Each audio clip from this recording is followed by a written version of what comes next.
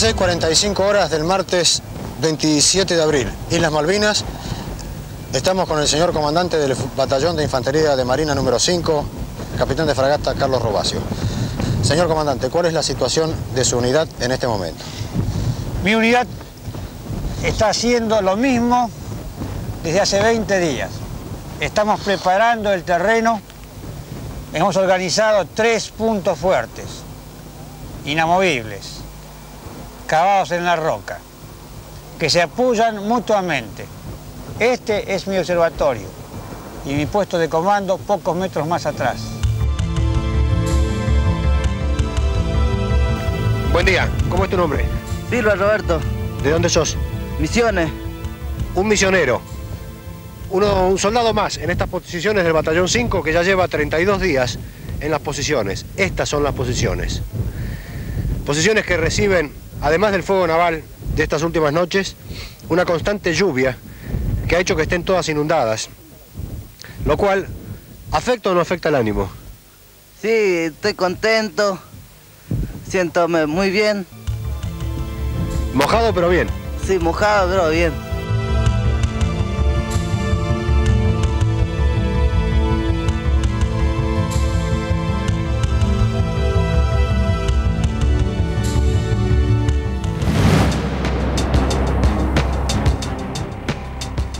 Es una de las pastillas, diríamos aquí, muy dolorosas que forman parte del archivo de la televisión pública. Allí en el año 82, cuando se fue a cubrir la Guerra de las Malvinas, les decíamos al comienzo, chicos que venían, adolescentes, que venían de clima subtropical y que iban allí donde hacía tanto frío, en una situación tan desamparada, haciendo de cuenta que todo está bien.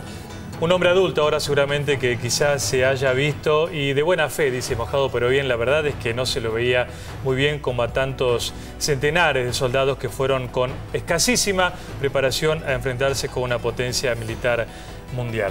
Vamos a presentarles ahora a Mario Volpe. Mario es presidente del Centro de Excombatientes de Malvinas de La Plata. Buenas noches, muchas gracias por estar aquí, Mario. Enseguida hablamos con Mario, pero antes queremos compartir con ustedes la historia de Raúl Vallejos. Es la historia, como la de tantos otros, que fueron a las islas, como decíamos, con escasa preparación. Y en el cuerpo de Raúl Vallejos quedó una marca para siempre, que lo va a acompañar, lo acompañó y lo va a acompañar siempre. Ubicamos a Raúl Vallejos, tenemos una entrevista con él de hace 30 años y una hace pocos días.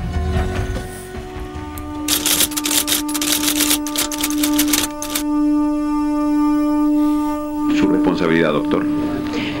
Director del Hospital Militar de Campo de Mayo. Su nombre, por favor. Coronel médico Jorge Aviv Adán. Doctor, le vamos a tratar así. ¿Cuántos internados tiene en este momento como consecuencia de las acciones bélicas este hospital? Este hospital militar en este momento tiene internados 351 pacientes provenientes del Teatro de Operaciones del Atlántico Sur. ¿Nos autoriza usted recorrer las instalaciones y hablar en todo caso en las salas con los heridos? Con todo gusto.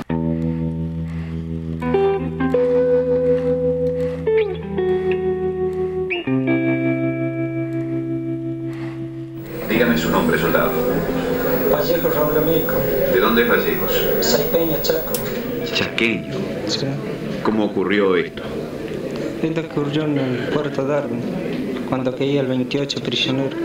¿Usted estaba prisionero de los ingleses? Sí, el 28. La verdad que no sé qué hora era, aparte de madrugada, y caímos en una emboscada. Y ahí tiraron una ráfaga de tiro, le hirieron a un cabo y a un soldado. Ahí caíste prisionero. Y ahí nos dijeron que teníamos que rendirnos, si no, nos iba a dejar flotando en el agua. ¿Pero cómo le ocurre un accidente siendo prisionero? Estuve cargando cajones de municiones. ¿Municiones de los ingleses? ¿Y qué pasó con esa munición? Y éramos 20 soldados, estuvimos trasladando y tuvimos para hacer el último viaje yo para terminar y yo iba caminando como 6 a 7 metros para llegar y explotó. Y ahí murieron como 4 amigos míos, 5, después caí herido yo, casi los 20 soldados. ¿Qué consecuencias tuvo? Perdí una pierna y la otra está todo lastimada. Tengo entendido que hoy le van a completar tareas de injerto en la otra pierna. Sí. ¿Cómo anda ese espíritu, muchacho? Muy bien. ¿Lo esperan allá? Sí. Algún día filmaremos el encuentro de usted con su familia. Vale. Gracias, Vallejo, por todo. Gracias.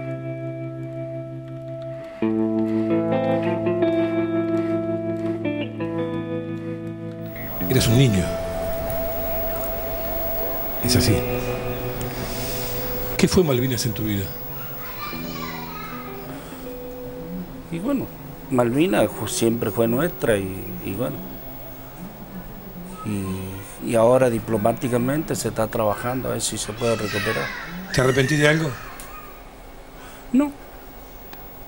Gracias a Dios no, por lo menos hasta ahora. Si uno te dice, sacando el accidente de promedio, ¿pasarías por lo que pasaste de vuelta?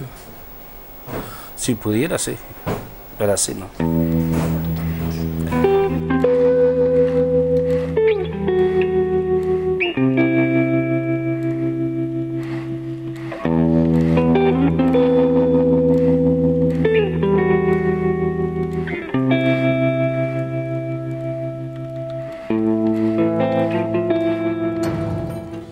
Raúl perdió una pierna, otros soldados tuvieron otros daños físicos y también psicológicos, y esa vida, por supuesto, la trágica historia de aquellos que optaron por quitarse la vida como secuela de la guerra. Muy bien, estamos con Mario, se los presentamos recién, Mario Volpe. Yo leí un reportaje que te hicieron en un momento que dijiste algo así como: cuando los excombatientes comienzan a hablar, comienzan a salvarse. La pregunta es, ¿qué cosas callaron y cuáles son las cosas que hay que decir para salvarse? Bueno, vinimos con una carga doble, que era la de no poder hablar. No solo por lo que nos decían, sino por lo que nos hacían firmar. Firmar la cartilla de recomendaciones. Esa cartilla de recomendaciones que decía, ustedes, de lo que acá vieron, dónde estuvieron, no cuenten nada. No pueden contar nada. Aparte con la presión psicológica de no saber, o sea, la amenaza atrás de esto, ¿no? Bueno, esto hay documentos, los tenemos nosotros firmados. Y los hemos conservado. ¿Cuál era la amenaza en caso de que no cumplieran con estos requisitos? La amenaza siempre es esa cuestión velada de que puede pasar algo, que, bueno, no conviene hablar. Y, bueno, esto sobre todo en aquellas épocas de dictadura era evidente que la amenaza hasta dónde podía llegar. Y, bueno, no solo con algunos... Además, el sentimiento, supongo yo, en la carga esa estaría de ser traidor o de buchonear. La idea de esta traición a la patria, de esta traición a lo corporativo, a esta cuestión del sentido corporativo del ejército, ¿no? Y bueno, aparte de eso, nosotros nos salvamos porque en la ciudad de La Plata realmente el centro de excombatientes fue formado en Malvinas. Y la idea ya estaba en Malvinas. Y después comenzamos a hablar e hicimos un centro solamente de ex soldados conscriptos, porque era la única manera posible y viable de poder hablar de estas cosas entre nosotros. Es terapéutico hablar, ¿no? Eso ya claro. Lo sabemos. Contanos exactamente dónde estuviste, cuándo en Malvinas, cuál fue tu actividad allí. Yo estuve en Malvinas con el Regimiento 7, estábamos en la primera línea, yo estaba muy cerca como referencia de que es conocida del Monte London a unos 800 metros, con la compañía C del regimiento, y en parte hacía parte de la enfermería de la primera línea de la compañía C de este regimiento. ¿Y cómo fue? Fue realmente, digamos, dura, porque en realidad lo que uno siente es, cuando llegan los primeros heridos sobre todo, era ¿qué puedo hacer yo? ¿Hasta dónde me da el cuero, digamos, para esto, ¿no? Y esa impotencia de decir, ¿por qué no puedo hacer algo más? Bueno, toda esta cosa, la falta de medicamentos, las decisiones a tomar, a quién ponerle la última morfina y a quién no. Entonces, estas cosas son una carga que hoy están, por supuesto, duplicadas o triplicadas, porque en realidad hoy es un día para nosotros atravesado de emociones, de recuerdos. Y estas son las cosas que queremos hablar, que fuimos hablando, ¿no? En casi todos los testimonios se transmite la sensación de que los oficiales o los jefes, no todos, pero por lo menos muchos de ellos, trataban a sus subordinados peor que al enemigo. Esta era una cuestión muy clara que también costó mucho, costó un proceso muy largo para que pudieran hablar los excombatientes. este sentido corporativo, esta cuestión de traición, hacía que muchos no pudieran hablar. Pero ya en el 2007, con una causa que se inició desde Corrientes y desde Chaco, la presentamos junto al CECIM La Plata en Tierra del Fuego, en Río Grande, y ahí la jueza declaró a esto con 23 primeros testimonios como crimen de lesa humanidad. Y luego fuimos a Comodoro Rivadavia, donde se ratifica esto de las torturas como crimen de lesa humanidad. Por otro lado, digamos, ¿qué había de nuevo? ¿Qué pasó desde el 1 de abril al 2 de abril? Era la misma dictadura, era el mismo terrorismo de Estado en el territorio nacional que es Malvinas. Hay una lógica, perdón, discúlpame, pero hay una lógica en lo que estás diciendo, entre la represión, un ejército formado para la represión, y que en el momento de una confrontación con una potencia extranjera, el primer reflejo de los oficiales que están formados en esa mentalidad es reprimir a sus propios subordinados, que son a los que reprimían antes de la guerra. Pero esa es la misma lógica. Es la misma lógica, como hoy hablaba también, hablabas vos del tema de a quién era, digamos, ¿para qué estaba preparado este ejército? Para combatir al enemigo interno, como le llamaban. Nosotros cuando ingresábamos al servicio militar nos decían, usted es un civil, ¿no? Como una cosa despectiva. Y después, y si era un civilacho y encima era estudiante universitario, ya era subversivo. Entonces, en aquel momento, la hipótesis de conflicto era el subversivo, como decían, el subversivo o el civil, y el chileno o Brasil. Bueno, en un ratito nada más tenemos un material del canal donde lo podemos escuchar al mismísimo Camps diciendo justamente eso, ¿no? Que habían finalizado ya con lo que era la guerra interna y que ahora, bueno, comenzábamos a desarrollar la idea de nación a partir de las Malvinas. Vamos a compartir ahora un testimonio que es absolutamente indignante y conmovedor. Es el de Eduardo Ortuondo. Él fue estaqueado y torturado. Es un día de alegría y yo lo llamo mi segundo cumpleaños, porque sintetizamos en un solo día la certeza de que debimos haber perdido la vida, en demasiadas oportunidades. Es como que un segundo cumpleaños y una segunda oportunidad para tener una vida mejor, que creo que es lo que merecemos los veteranos. La historia real es que, como planteo en el artículo del diario que hace mención, en el momento de mi estaqueamiento yo le preguntaba a mi estaqueador y a mi torturador, tanto al teniente primero Buraski como al sargento Giuliano, cuál era el enemigo, el que venía allá o el que teníamos acá, porque teníamos dos enemigos. Un enemigo primero que fue el ejército argentino, en la figura de oficiales y suboficiales que realmente mancharon el buen honor del ejército argentino, que no merecía esto, que no son todos los militares, pero que justamente tiene como característica el pedido de la Corte para que estos sean expuestos y que tengan el castigo correspondiente.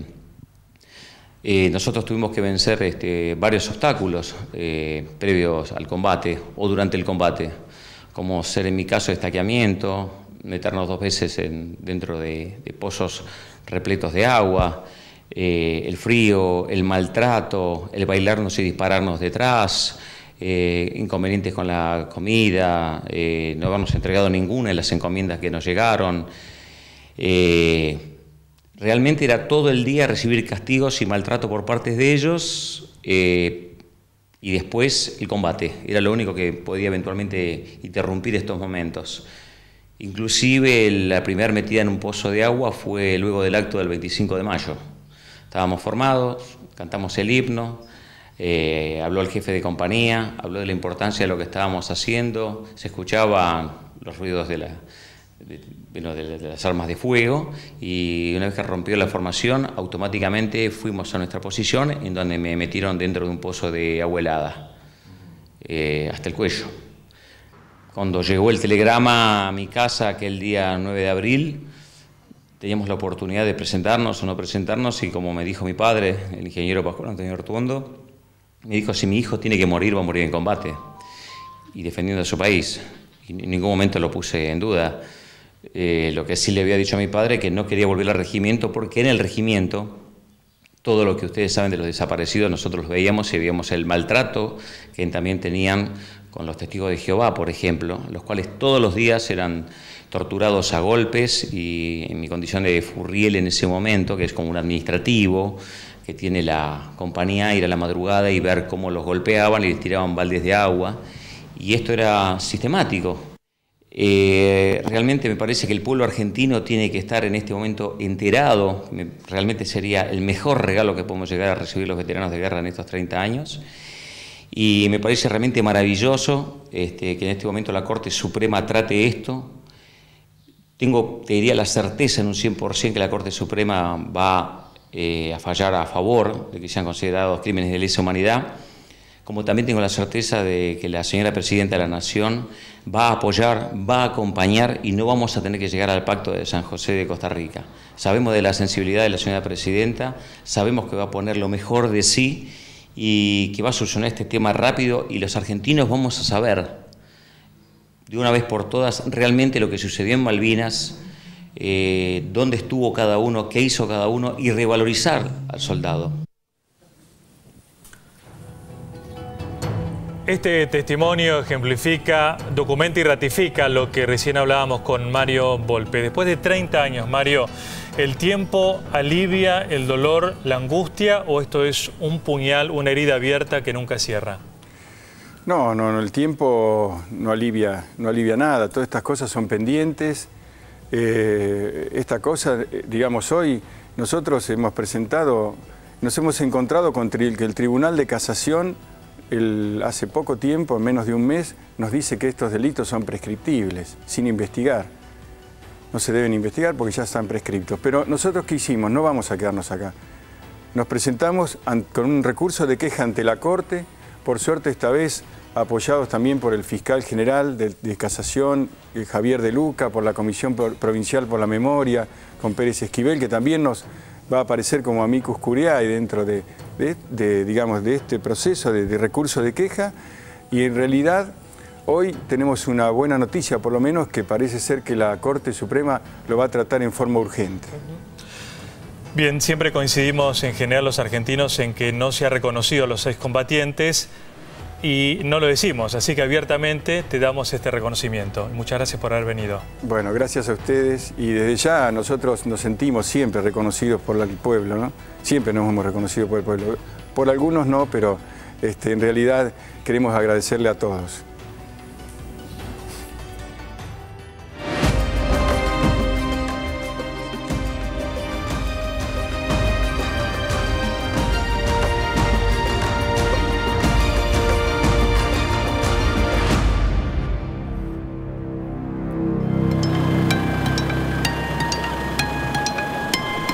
Islas Georgias del Sur, 19 de marzo de 1982, a 1.300 kilómetros al sudeste de las Islas Malvinas. El izamiento de la bandera argentina en ese territorio desencadena un episodio diplomático que es el antecedente inmediato de las hostilidades entre la Argentina y Gran Bretaña. Un grupo de operarios que viajó para desmantelar una vieja fábrica ballenera se instala en las Georgias. El pabellón argentino flamea en el cielo helado. La Cancillería británica ordenó el envío del navío HMS Endurance para obligar a los operarios a arriar la bandera. El 23 de marzo, la Junta Militar, en respuesta, envía el transporte ARA Bahía Paraíso con el Grupo Alfa a bordo, formado por comandos de marina denominados Lagartos, al mando del teniente de navío Alfredo Astiz, el tristemente célebre Ángel Rubio. Los marinos llegan a Georgias el 24 de marzo a las 23:40 para evitar que las fuerzas inglesas del Endurance desalojaran a los trabajadores argentinos. Pero su permanencia fue muy breve. El 25 de abril de 1982, Astiz se rinde. La mayoría de los testimonios aseguran que sin oponer resistencia. Los ingleses capturaron a 190 argentinos en las Georgias. Astiz quedó detenido como prisionero de guerra. Francia y Suecia reclamaron su extradición para juzgarlo por crímenes de lesa humanidad. Pero Gran Bretaña, gobernada entonces por Margaret Thatcher, invocó la Convención de Ginebra, negó la extradición y lo devolvió a la Argentina al finalizar la guerra. En 2011, en la Argentina, Astiz es condenado a cadena perpetua e inhabilitación absoluta y perpetua por la justicia argentina por los crímenes de lesa humanidad cometidos en la ex Escuela de Mecánica de la Armada.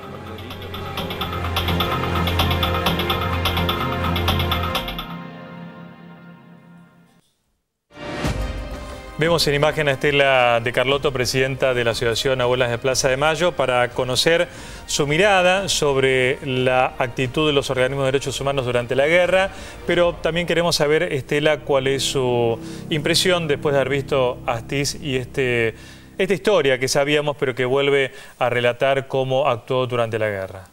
Bueno, el tema de Astiz, ya sabemos qué clase de personaje es, siniestro, que lógicamente, aparte de ser un infiltrado y haber permitido el secuestro de madres y familiares en su momento, también fue un cobarde en Malvinas, ¿no es cierto? Él entregó, dicen que sin tirar un tiro, se entregó y entregó todo su país prácticamente en ese momento. Así que me conmueve verlo, pero ya sabemos cómo está ahora, ya está condenado, está esposado, entra con esa cara imperturbable a los juicios, como casi orgulloso de los crímenes que cometió. Suponemos que debe estar también orgulloso de haber hecho estas barbaridades en Malvinas, pero si me dicen de lo que estoy viendo, lo que más me conmueve son esos jóvenes, ¿no? Esos rostros que algunos no están y otros han vuelto, y que realmente eran hijos nuestros, ¿no? Así que lo que más me está moviendo estos días con esta puesta en escenario real, crudo, es cómo mandaron esa juventud al sacrificio, ¿no? Y algunos dicen que iban hasta descalzos. Entonces eso es lo que más me conmueve. ¿Y por qué? Porque nosotros, las abuelas, las madres, estábamos luchando desde hacía varios años con una dictadura feroz, estábamos buscando nuestros hijos, o sea, era como un doble golpe añadido de lo que no podíamos hacer nada. Más que nada fuimos espectadoras del nacionalismo que brotó de todo el público, del pueblo, cuando se supo esto, y nosotros pensando quién estaba dirigiendo este proceso, que era un asesino. Y los chicos casi adolescentes, en algunos casos que tuvieron la suerte de volver a la Argentina, al continente, algunos fueron atendidos, heridos en los hospitales militares, Cecilia. Así es, por ejemplo, con el capitán médico Atilio Bianco, que ha sido el encargado precisamente de atender a los soldados que han llegado desde las Malvinas y que está condenado por apropiación de bebés. Capitán médico, ¿su apellido? Bianco. ¿Su responsabilidad acá en el hospital de Campo de Mayo? Soy el jefe de la división traumatología y ortopedia. Una pregunta. Muchos heridos de arma blanca. En este material del archivo fílmico, que fue digitalizado hace apenas unos meses, aparece la entrevista a uno de los médicos encargados de asistir a los soldados heridos durante la guerra. Se trata de Norberto Atilio Bianco, quien ya fue juzgado y condenado por apropiarse de un bebé hijo de desaparecidos. Además, Bianco está acusado de ser uno de los responsables de la maternidad clandestina que funcionó en el Hospital Militar de Campo de Mayo. Atilio Bianco es uno de los tantos personajes siniestros que ha habido durante la dictadura en Argentina, pero es quizá uno de los menos conocidos y de los que más impunidad ha tenido por los aberrantes crímenes que cometió en Campo de Mayo.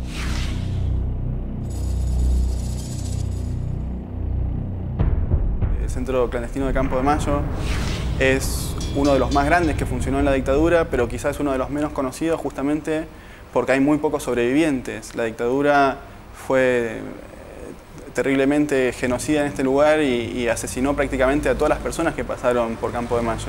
Entonces le hemos hecho un doble injerto pediculado en el abdomen, en que colabora con nosotros el profesor Maquieira. Bianco es un apropiador. Él, como médico militar de Campo de Mayo, se apropió de un niño nacido en el centro clandestino del Campito, que funcionó en esta guarnición durante la dictadura, el hijo de Norma Tato y Jorge Casariego. y junto con su esposa en ese momento lo anotaron como si fuera su hijo propio. Por este hecho, que se denunció ya en la década del 80, fue imputado, pero en el año 86 se fugaron con el niño al Paraguay. En este país ellos tuvieron la complicidad y la cobertura de en ese entonces la dictadura también paraguaya del dictador Stroessner, y durante 11 años resistieron el proceso de extradición que se concretó recién en el año 97. Bianco y su esposa, Nilda Susana Werli, fueron condenados por la apropiación de este joven en el año 2000 a la pena de 12 años de prisión. Pero, sin embargo, se le computó en ese momento parte del tiempo que ellos habían estado en Paraguay como si hubiese sido una detención efectiva y, por lo tanto, prácticamente no cumplieron la condena. Pero, además de este hecho, que es de por sí gravísimo, Bianco tuvo una participación protagónica, absolutamente destacada en la organización de la maternidad clandestina que funcionó en Campo de Mayo, más precisamente en el Hospital Militar.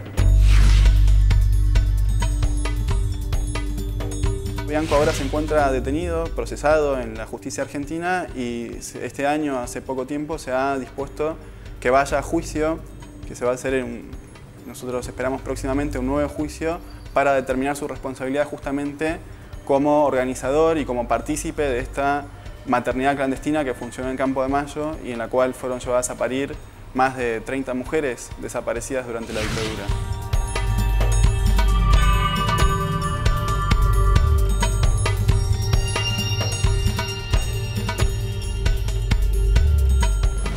Hay como un hilo macabro, ¿no es cierto?, entre la dictadura y luego lo que fue la guerra de las Islas Malvinas. Recordemos que hubo una de las madres de Plaza de Mayo que decía que las islas son argentinas y los desaparecidos también. ¿De qué manera o en qué momento empiezan a vincular lo que tiene que ver con la tortura, con la desaparición, con el maltrato, la época de la dictadura con los desaparecidos y el tema de Malvinas, Estela? Bueno, en el momento en que se producen esos hechos ya nosotros sabíamos quiénes eran ellos, los depredadores, ¿no es cierto? Es decir, recordemos que cuando comenzamos la búsqueda de nuestros desaparecidos estábamos en blanco. No sabíamos a quién recurrir. Es más, yo fui a hablar con el general Vignone en confianza porque era el hermano de una compañera docente. Yo no le incriminaba para nada, no fui forzada, fui confiada. Nos fuimos enterando con el correr de los años y de los sobrevivientes, sobre todo los liberados, en qué lugares siniestros estaban nuestros hijos, nuestras hijas, dónde estaban dando a luz sus chiquitos. O sea, fuimos sabiendo quién era Galtieri. Por lo tanto, la comparación necesaria existió en que estaban repitiendo de alguna manera la historia para eliminar más jóvenes todavía. Lo que dice la presidenta hoy es cierto. ¿Por qué siempre es los jóvenes los que tienen que ser las víctimas? Y entonces siempre moderando nuestra tarea, hay que ver que éramos novatas todavía en el 82. No teníamos un criterio como tenemos hoy de números, de cantidades, de cosas. Claro, de la información completa. Hoy sabemos muy bien quién es quién y estamos seguros y estamos con el plan sistemático de robo de bebés.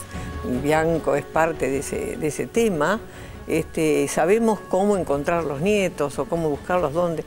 En ese momento estábamos azoradas viendo una repetición por los mismos y ver sobre todo lo que más nos preocupaba, porque no podíamos criticar ese nacionalismo de que es la plaza llena y vitorial. Es cierto que cuando él se decía presidente lo abuchaban, pero mientras tanto era esas mujeres llevando sus joyas y tejiendo y las encomiendas, los pedidos. Yo a veces pienso que habría que tener una mirada piadosa en el sentido de que todos hemos como aprendido desde chiquitos en el colegio, en los manuales, que las Islas Malvinas son argentinas.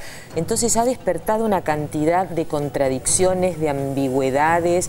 Yo no creo que toda esa gente que apoyó estuviera apoyando a los militares. No. Apoyaban una legítima causa por ahí, ¿no? Exactamente. Por un lado eso, pero por otro lado la sociedad en su conjunto todavía no tenía claro lo de la dictadura porque la estábamos transitando. Claro. Al contrario, había miedo, desconocimiento, mala información, desinformación. Estela, De todas maneras, me da la impresión que todo este tiempo el tema Malvinas ha sido un tema que ha sido poco debatido, que ha sido poco discutido, que se ha mantenido separado de las causas populares. El tema de los derechos humanos costó mucho que se generara y se enraizara así en una conciencia social. Sí, y me da la impresión que con el tema Malvinas está empezando a producirse ese fenómeno. Y me parece, yo siento que hay como un reclamo por el lado de los veteranos, de esos chicos que vemos tan chiquitos, mandados a la guerra en esas situaciones terribles.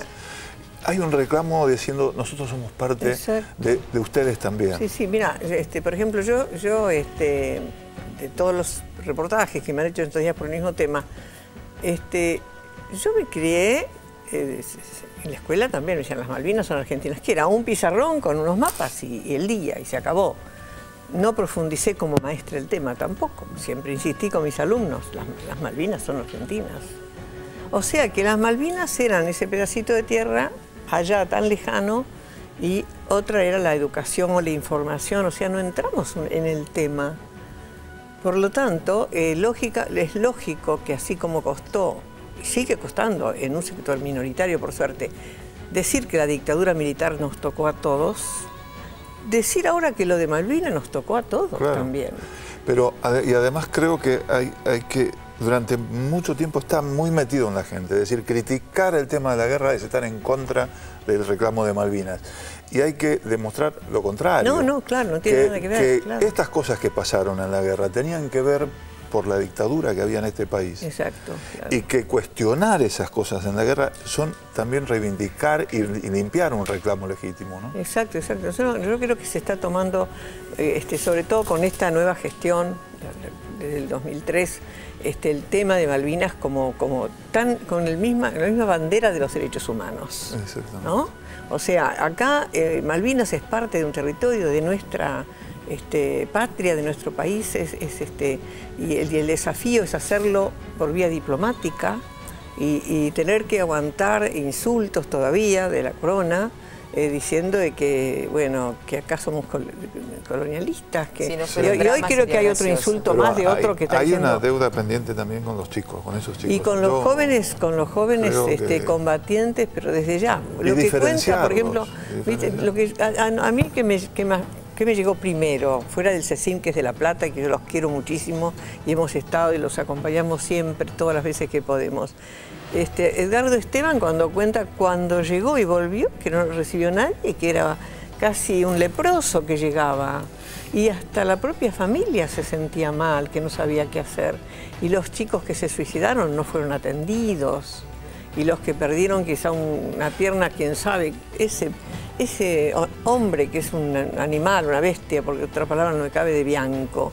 ¿Qué puede tener humanidad por un combatiente si no la tuvo con las mujeres parturientas a las que después de dar a luz asesinaban? Está la misma gente trabajando en lo mismo. Y sin saberlo, los chicos que quedaron en las islas fueron el impulso para recuperar la democracia. Hicieron lo que pudieron por recuperar a las Malvinas, hicieron mucho también para recuperar a la democracia. Claro, exactamente. Entonces hay una combinación. Cuando nosotros dicen, ay, ustedes hicieron la democracia, nosotros contribuimos y el país, porque la gente nunca bajó los brazos en Argentina, había un desconocimiento, un miedo. Pero nosotros decimos que nuestros 30.000 desaparecidos hicieron la democracia, cuando regaron también con su sangre esta tierra. Y también los combatientes hicieron la democracia. O sea que estamos uniendo dos historias que son profundamente fuertes para nosotros. Y es bueno que se sepa y que se enseñe. ¿Cómo es esa vuelta que tiene la vida donde las principales víctimas de la falta de democracia son las que finalmente han generado las condiciones para que esta democracia pueda crecer? Sí, pero también son digamos, las decisiones del Estado, que ayudan mucho, porque otros callaron o negociaron, ¿no? Las decisiones del Estado. Gracias, Estela. Gracias, Estela. Muchas gracias. Vamos a tomar contacto ahora con nuestro móvil en Ushuaia. Pablo Viña, te escuchamos. Cecilia, en nuestro primer contacto me preguntaba justamente por las repercusiones entre los excombatientes luego del anuncio de la presidenta Cristina Fernández en este acto central aquí en Ushuaia, luego del anuncio de formular a la jefa de Estado en cuanto al pedido a las máximas autoridades de la Cruz Roja Internacional para la identificación de los cuerpos. Bueno, las repercusiones están por parte de Horacio Chávez, presidente del Centro de Excombatientes de la ciudad de Río Grande. Horacio, bueno, escuchaste el discurso de la presidenta y recién justamente también me destacabas el pedido que le realizará a la Cruz Roja Internacional. Sí, para nosotros es una muy buena noticia, con muy buenas intenciones, digamos, y ojalá se dé de esta manera, que es una deuda de todos nosotros, y principalmente para los familiares que tanto solicitaban para que tengan la identificación y saber dónde quedaron sus hijos, que verdaderamente tengan el verdadero lugar para ir a llorar a sus muertos cuando hacen los viajes los familiares a Malvinas, ¿no? Horacio, ayer en la vigilia fuiste uno de los oradores allí en la ciudad de Río Grande. Algunos puntos para destacar. A modo de ejemplo, mencionaste y destacaste el acompañamiento de los países del Mercosur, de la UNASUR, al pedido de soberanía de la Argentina, al pedido de diálogo con Gran Bretaña. Sí, yo creo que en estos últimos años se ha dado esta característica, y no solamente en la manera enunciativa, sino en formas concretas. Por ejemplo, el rechazo de los barcos con la República Hermana de Perú y un montón de gestos de la República Federativa del Brasil que yo creo que son importantes de destacar, ¿no? Y bueno, sí, hemos tenido esa oportunidad de poder expresarnos, y por supuesto que creo que es una muy buena medida, y ojalá seamos condescendientes con los pueblos latinoamericanos, a los que creo que es una patriada latinoamericana respecto al tema de la recuperación de la soberanía sobre Malvinas, ¿no? Horacio, en lo personal, ¿cómo vivís este día, 30 años después del comienzo de la guerra, tan cerca de las islas, en este lugar donde estamos ubicados en la Patagonia? Sí, con mucha emoción y haciendo un balance de todos estos años que han pasado, ¿no? Nosotros hemos venido hace muchos años, estamos acá, un día particular, un día especial, un día con mucho frío, mucho viento, como es Malvinas, pero con muchas esperanzas. Con mucha esperanza, sinceramente, porque tenemos un gobierno al que hemos sacado nuestros documentos como institución apoyando esta forma decidida de llevar adelante la política exterior para poder verdaderamente recuperar nuestras Malvinas en forma pacífica y dentro de los marcos de la paz en todos los estrados internacionales, como lo está haciendo el gobierno nacional, ¿no? Gracias, Horacio. No, déjame saludar a todos mis compañeros de todo el país y desearles feliz Día del Veterano de Guerra. Muchas gracias igualmente. Gracias. Bueno, aquí Horacio Chávez, presidente del Centro de Excombatientes de la ciudad de Río Grande. Cecilia, Juan, permítanme que agradezca el apoyo que hemos recibido por parte de los colegas de Canal 11 de esta ciudad de Ushuaia en los diferentes contactos que hemos realizado a lo largo de este día tan largo, pero con tanta emoción, y que nos ha dado un placer enorme poder estar cubriendo en vivo para toda la Argentina, para Visión 7, este 2 de abril, aquí en la provincia de Tierra del Fuego. Ustedes. Muchas gracias, Pablo. Muchas gracias. Bueno, nos queda hablar sobre Malvinas y rock. También vamos a hablar sobre Malvinas y medios de comunicación. Aquí estamos pensando justamente esta fecha junto a ustedes. Y en esta fecha tan particular, hoy hubo incidentes frente a la Embajada de Gran Bretaña. Fue un grupo minoritario. En un día en el que los propios excombatientes valorizan el diálogo, un grupo minoritario de intolerantes produjo estos incidentes que por suerte no pasaron a mayores. Hacemos una pausa. Enseguida estamos con ustedes.